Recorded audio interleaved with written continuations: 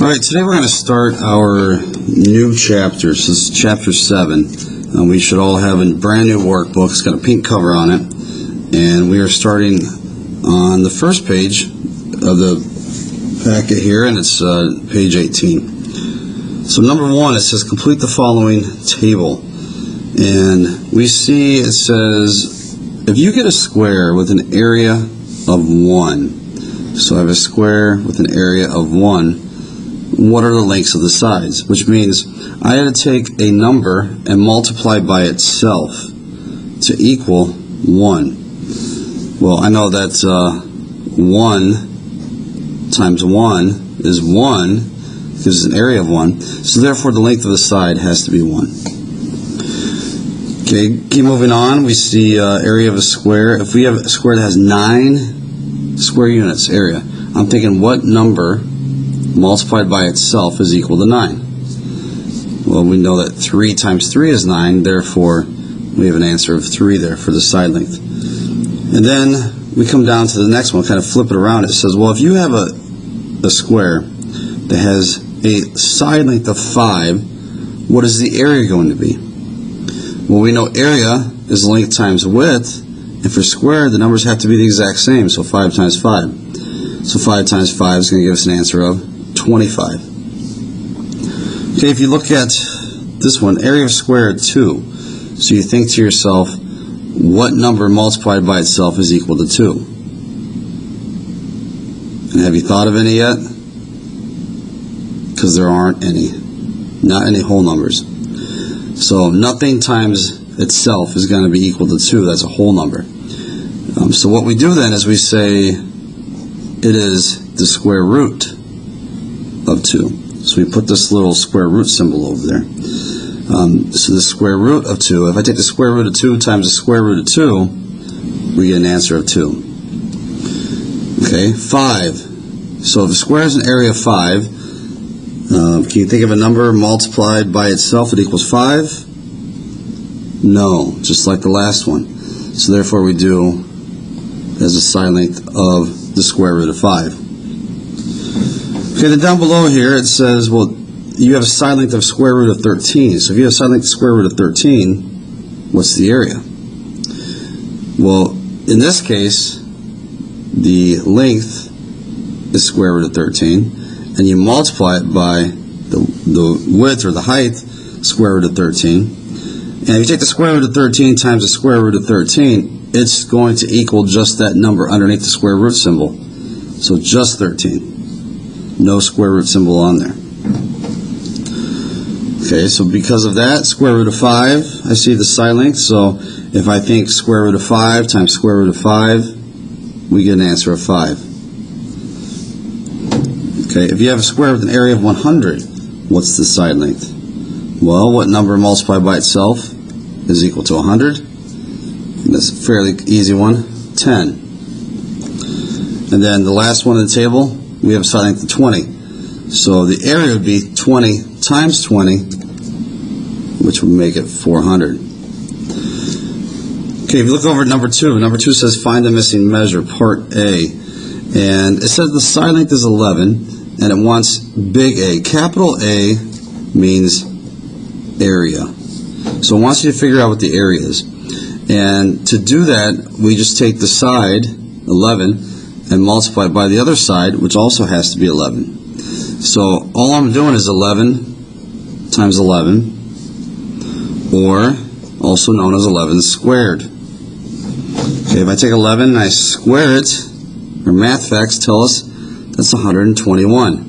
Now the label, because it's centimeters, I need to put centimeters squared. Everything in area is squared. And we see we have a square, therefore we have a label of a square.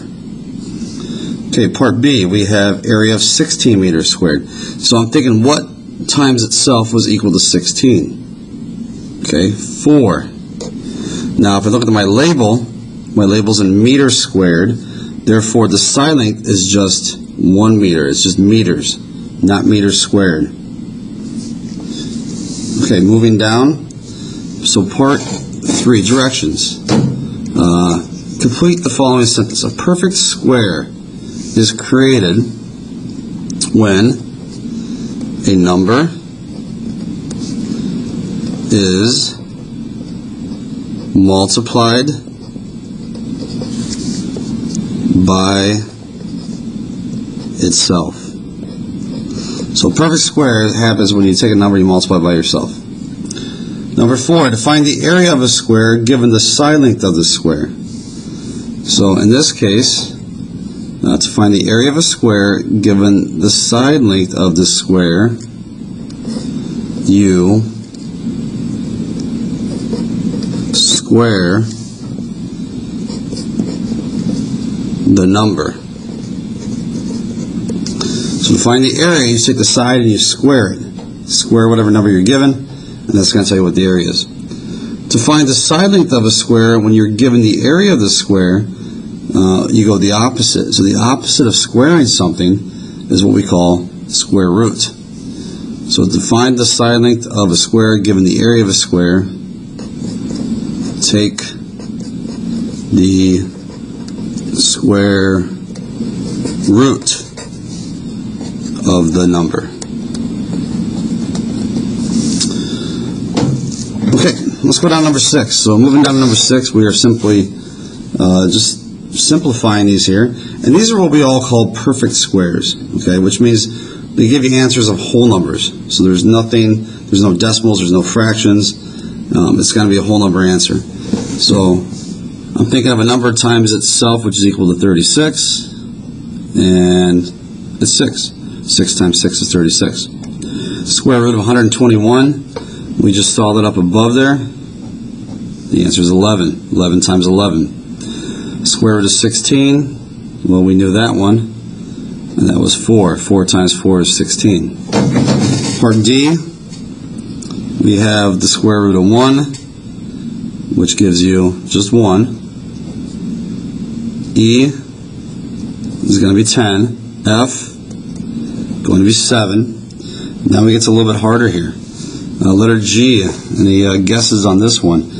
And if you're going to guess on this one, you can start with just some basic numbers like 20 times 20. 20 times 20, I think most of us can figure out the answer is going to be 400, so therefore it has to be a little bit larger than that. It ends in a 5, which means if I look at that, it's got to be a number that also ends in a 5. So this one's going to be 25 times 25 is 625. Okay, and then I move on to 2500. 2500. So I'm thinking of a number, and that one is going to be 50. 50 times 50 is 2500. And last one, part I, 225. So I go like 10 times 10, well that's 100. 20 times 20, that's 400. So it's got to be somewhere between there. And I know that it has to end in a 5 because 5 times 5 ends in a 5 there. So this answer is going to be 15. Because 15 times 15 is 225. Okay, let's turn to the next page. Let's turn over. And this next page starts off with lesson 2.2, square roots. Okay, so we talked about square, what a square is. We talked about square root and identifying what that symbol is. So that little symbol there is what we call the square root. We talked about perfect squares. Perfect squares were the ones we just figured out the answers to. It was a number multiplied by itself as a whole number. And then they have this word called a radical. Anytime they refer to a radical, they are just meaning, it's another word for a square root sign. Okay, so radical means other things as well, but for today, just know that it means it's part of the square roots. Okay, so we're going to identify the root of these perfect squares. Go ahead and take a minute and answer A, B, and C. Alright, hopefully you got the following. We got 4 for this one. We have square root of 64 is 8. Square root of 25 gave you 5. Number 2, we get 10, 1, and 3. 36, we have 6, 9, and 2. Okay, now comes the more mental part of today's notes, and that's number 4. We're going to estimate the following square roots. The square root of 85 is not a perfect square because you cannot take a number and multiply by itself and get 85. For example, 9 times 9. I know 9 times 9 is going to be 81. So I'm thinking, well, 9 times 9 is 81. Okay, that's close to 85, so it's underneath it. So what's the next number above it, the next perfect square above it?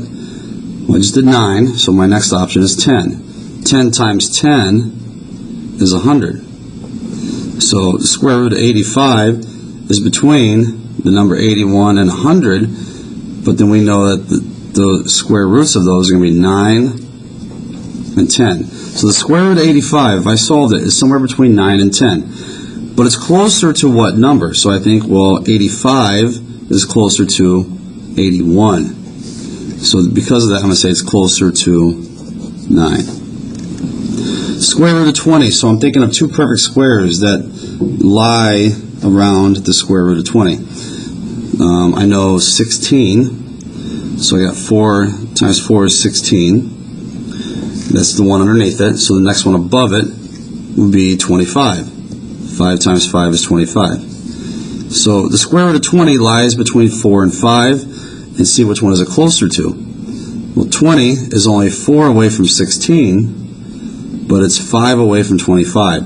So it's closer to the 16, and the square root of 16 was 4, so it's closer to 4. Okay, square root of 35. We have, thinking of a number underneath it, we got 4 times 4 is 16, 5 times 5 is 25, 6 times 6 is 36. So we're going to go 5 times 5 is 25, and then 6 times 6 is 36. So it's between 5 and 6, and you'll see it's very close to 6, because the square root of 35 is very close to 36 there, so it's closer to 6 as an answer. Okay, the square root of 70, so I'm going to do 8 times 8, I know. 8 times 8 is 64, and then the next one up, 9 times 9 is 81. So it's between 8 and 9, but 70, where does it lie between 64 and 81? I see 70 is 6 away from 64, but it's 11 away from 81. Therefore, it's closer to 8. Okay, the square root of 45. I know 6 times 6 is 36, and then 7 times 7 is 49. So 6 times 6 gives you 36, so it's between 6, that's between 7, and then 45 is 9 away from 36, but it's only 4 away from 49. So because of that, the square root of 45 is closer to 7. And that is it for today's lesson.